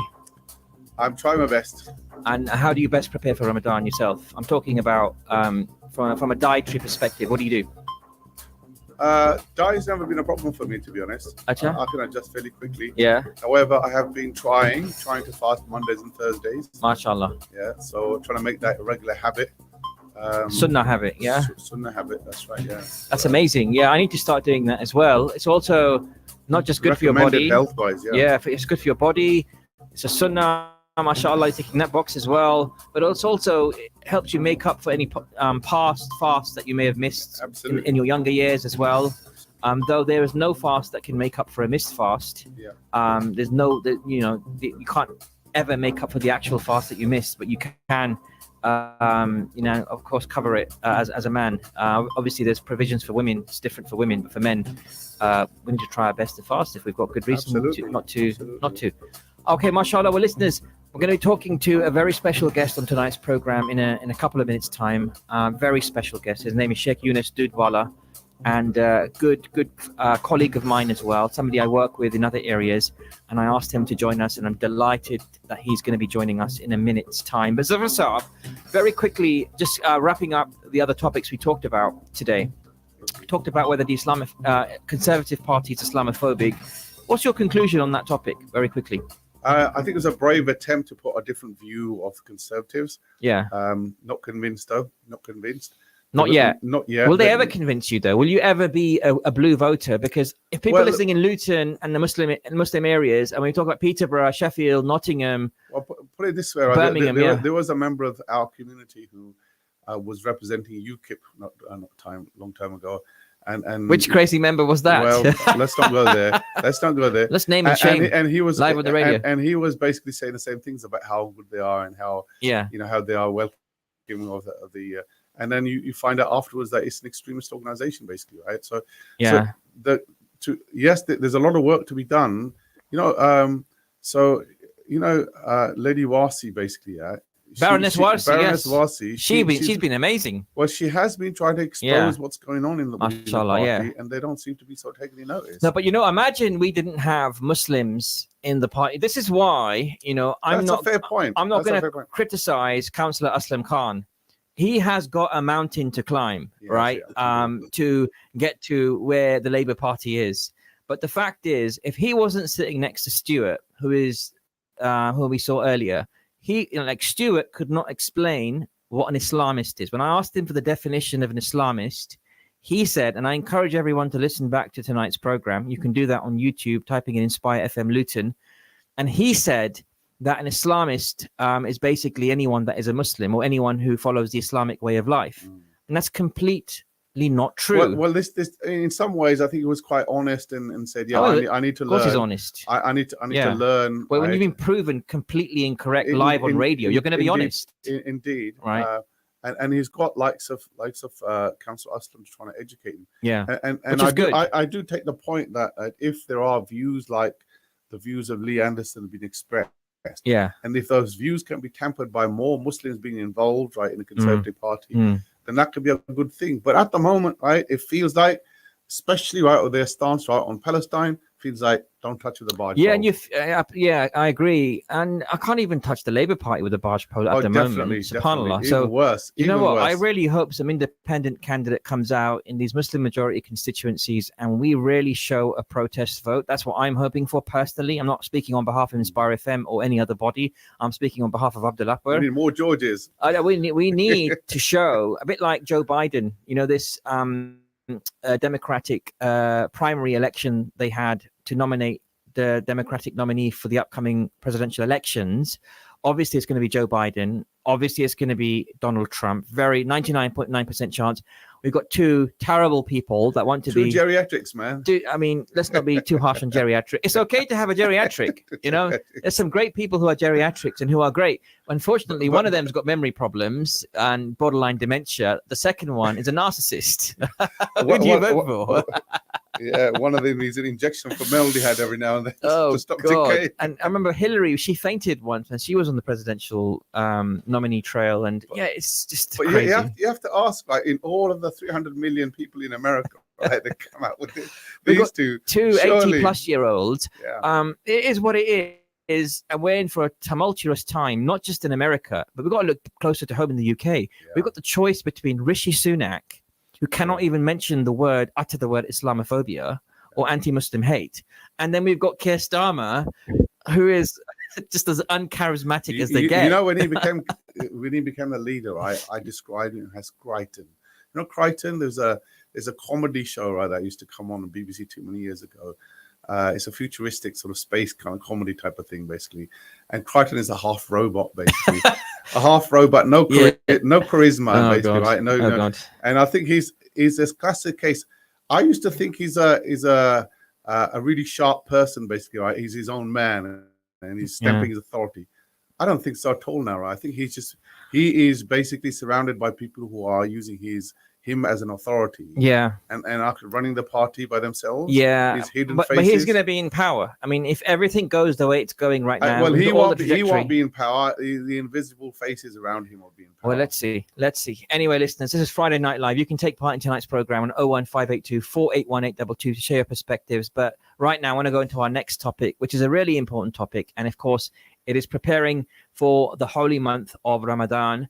And that is not long away, around 10 days away now, inshallah. So really is coming closer and closer. So every year on Friday Night Live, we like to make sure that our listenership across the UK is as prepared as possible. And I think being prepared is twofold. One is spiritually, and the other spiritually / mentally, and also one is physically as well. And none other to introduce this topic to us and to answer some of our questions is a good friend of mine who's on the line right now. He's Sheikh Yunus Dudwala. Assalamu alaikum, Sheikh. Wa alaikum salam wa rahmatullahi wa barakatuh. MashaAllah, Sheikh. Thank you for joining us.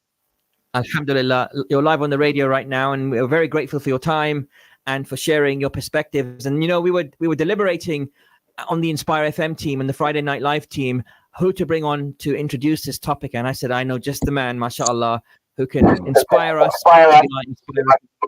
and also can share words of wisdom. But Sheikh, I want to ask you first of all, if I may, if somebody comes to you in your line of work and says to you, Sheikh, how do I best prepare for the holy month of Ramadan, which is fast approaching? What would you say to them? What would your nasiyah be? Bismillahir Rahmanir Rahim. So I think, as you mentioned, there's two things that need to be prepared for. One is spiritual and one is physical. And that's the advice I've been giving over the past few weeks. Even in today's Jummah, I started my section on Ramadan so that next week I'll carry on. And the most important thing I said, mentally, you should be preparing yourselves. That this is a month which is an extremely important month. It's a very spiritual month. It's the best month of the Islamic year. It's the most virtuous month, most blessed month. How am I going to take advantage of this month? So everyone needs to be aware that this month is coming. That's one, mentally. Spiritually, physically, Allah says in the Quran, O you who believe, fasting has been made incumbent upon you just as it was made incumbent upon those before you, so that you may attain taqwa. So fasting is part of Ramadan. It's not the whole thing of Ramadan, but it's one of the most important actions of Ramadan. Now, there are many people who fast, and there are many people who, from previously, they used to fast, but they might have had some kind of illness over this year, and now they need to reassess whether they are able to fast or not. So physically, am I prepared to fast or not? Am I well enough to fast or not? There are some who have been diagnosed with diabetes, some who have been diagnosed with heart disease, some who have been diagnosed with kidney disease. Have I been to the doctors? Have I been to the GP to check how I can fast safely?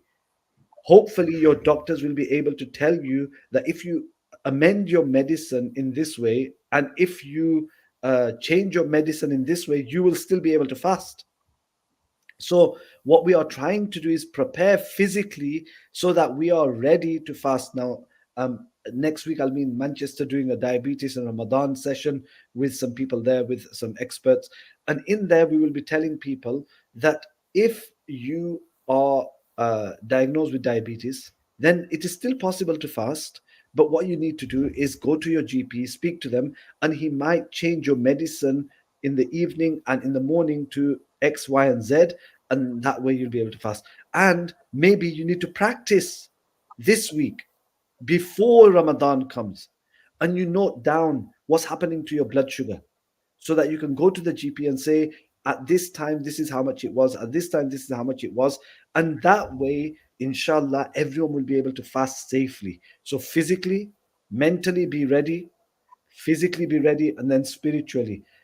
That month, the month of Ramadan, is all to do with connecting to Allah.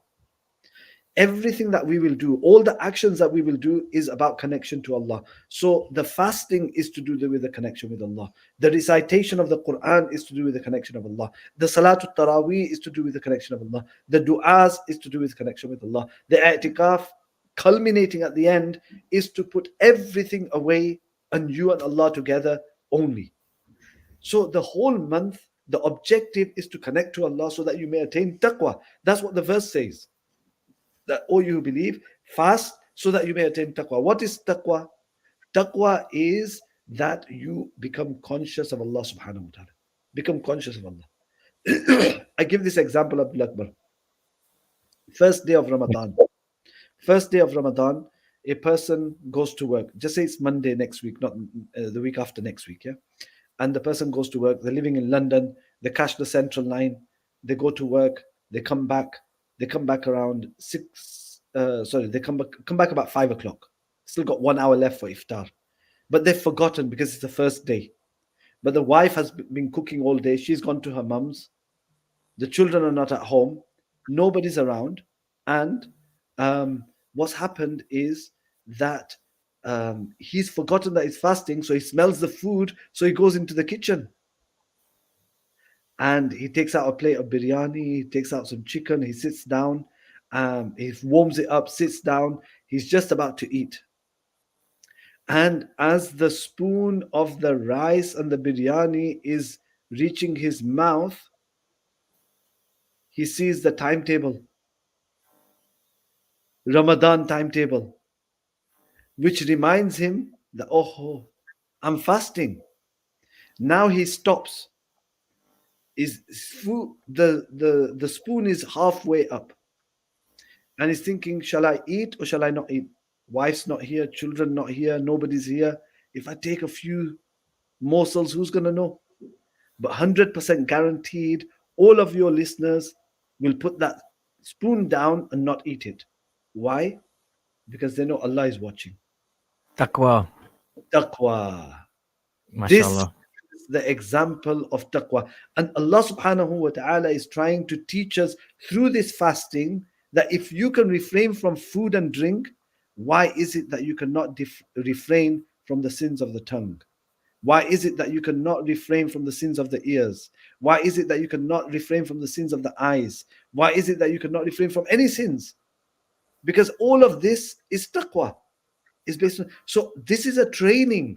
The fast is a training. That's why the Prophet ﷺ says, "Man lam yada' qawla zur wal amala bihi falaysa lillahi hajatun fi an yada'a ta'amahu wa sharaba."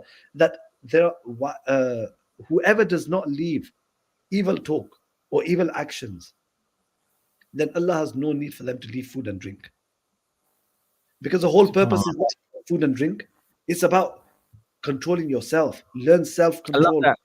Love, MashaAllah. learn self-discipline. In one hadith, MashaAllah. Prophet says, "Kam min sa'imin laysa lahu min siyamihi illa al-ju' wal atash." How many fasting people there are who receive nothing except hunger and thirst? They don't receive anything.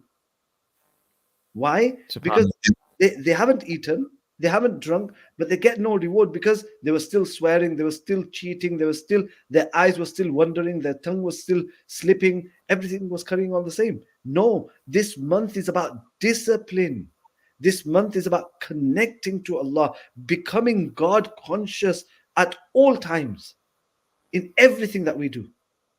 So, yes, fasting is part of Ramadan, but don't think it's just about staying hungry and staying thirsty. It's all about your self-discipline and learning self-discipline to attain that taqwa.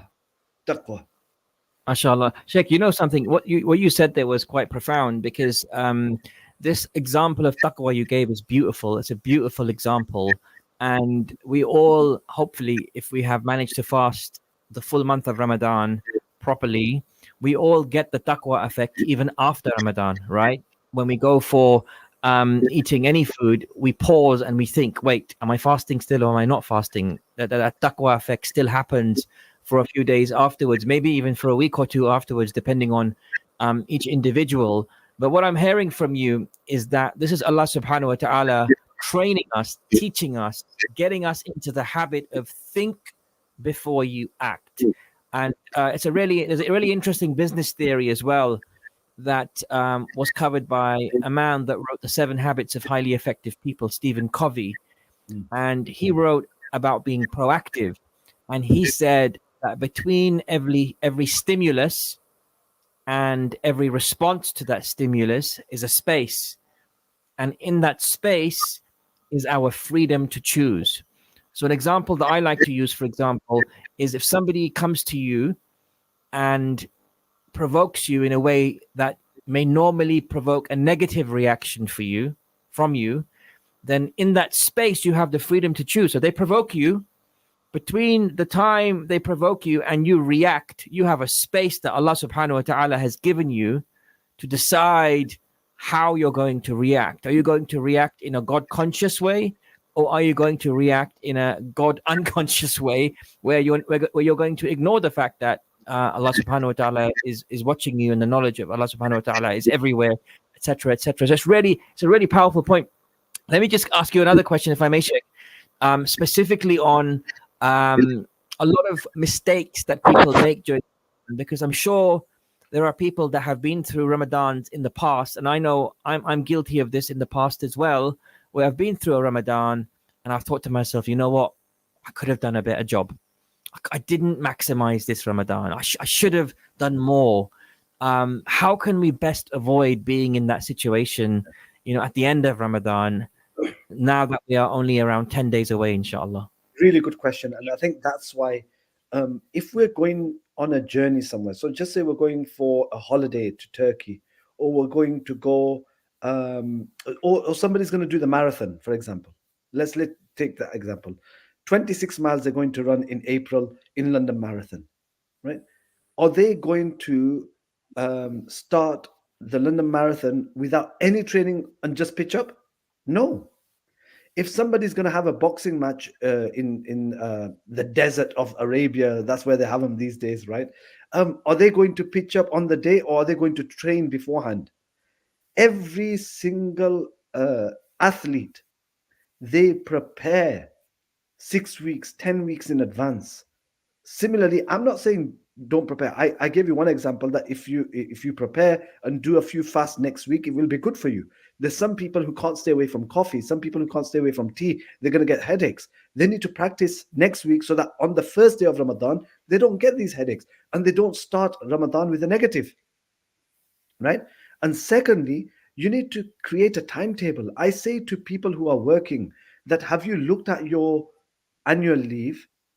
When are the last 10 nights of Ramadan? Have you taken any days off? No, because we don't think about these things. The Laylatul Qadr, which is better than 1,000 months, is going to fall in the last 10 nights of Ramadan. Can anyone tell us what dates that will be and what they've done about it in terms of their own annual leave? Yeah, that's the preparation we need. We need to set targets, right? I'm going to read at least one full Quran in the month of Ramadan. I'm not going to miss one salah with jama'ah. I'm going to make sure that I am in Salatul Taraweeh every single night. 20 rakats, whichever masjid I am going to perform my Salatul Taraweeh in the masjid, right? So these targets are so important, because if you don't set those targets, nothing will happen. Then you'll have that regret. So set some targets. Salat with Jama'ah. Every single salah with Jama'ah, whether you're at work or whether you're at home. Number 2, Quran. How much Quran will I read? At least once. The whole Quran has to be read. Tilawatul Quran. Some people, they come in Ramadan and say, oh, my parents used to read the Quran in the month of Ramadan and they used to encourage us, but I don't understand it, so I'm not going to read it this year. I'm just going to do the translation. No. Yes, translation is important and understanding the Quran is important. But reading Quran is also important. Prophet ﷺ used to read to Jibreel ﷺ in the month of Ramadan. Jibreel ﷺ used to listen to the Quran in the month of Ramadan. And then the Sahaba started the Salatul Taraweeh with Jama'ah from the time of Umar radiallahu ta'ala anhu all the way till COVID, 20 rakats in Haram. Every year for the last hundreds of years. 1,400 years. Hazrat Umar radiallahu ta'ala told Ubay ibn Ka'b, you are going to lead and we're all going to be behind you. So that is in itself is an action that we need to do. If you want to read the translation, find some other time, yes, do it. But at least one Quran should be read in the month of Ramadan. And then dua, time for dua. Yeah. Tahajjud salah. You wake up for suhoor. Everyone wakes up for suhoor. That is the time for tahajjud. At least 4 rakats just before you eat or after you eat, just before Fajr Salah time starts, 4 rakats, tahajjud salah. In the whole year, we don't pray tahajjud salah. This is an opportunity because you're awake. Why not do this? So there's so many opportunities, and learn how to make dua. In the verses of the Quran, Siyam, Quran, and dua. 3 things are mentioned very clearly in these verses where Allah subhanahu wa ta'ala mentions about Siyam, fasting, Quran, شهر رمضان الذي أنزل فيه القرآن وإذا سألك عبادي عني فإني قريب, dua. 3 things. These 3 things are core to get connected to Allah subhanahu wa ta'ala. MashaAllah, Jazakallah khair for that. That was the voice of Sheikh Yunus Dudwala sharing some important reminders as we approach and fast approach the holy month of Ramadan this year in 2024. Sheikh, I want to go ahead and thank you for your time and sharing those amazing words of wisdom, making sure that we're all ready and preparing and maximizing our time next week, because it is quite likely, right, that Ramadan will probably begin not this coming Monday, but the following Monday or thereabouts, inshallah, subject to moon sighting, which is always a challenging topic as well in itself. But we'll cover that maybe next week's show with somebody else. Jazakallah khair. That was Sheikh Yunus Dudwala. Assalamu alaikum, Sheikh. Take care.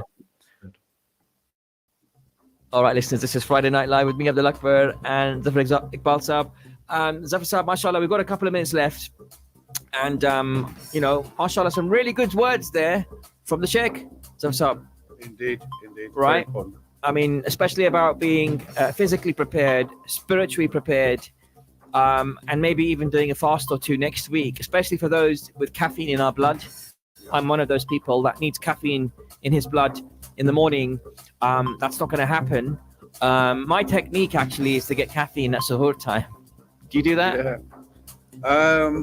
I don't, to be honest. I've cut out caffeine altogether. Oh, really? Are you caffeine free? I'm caffeine free. You've decaffed completely? Completely, yeah. MashaAllah. Even tea is decaf for me. Really? Do you take any green teas?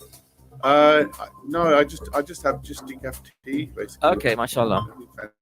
It's very good, but you still have tea, but decaffeinated. Tea with non-milk.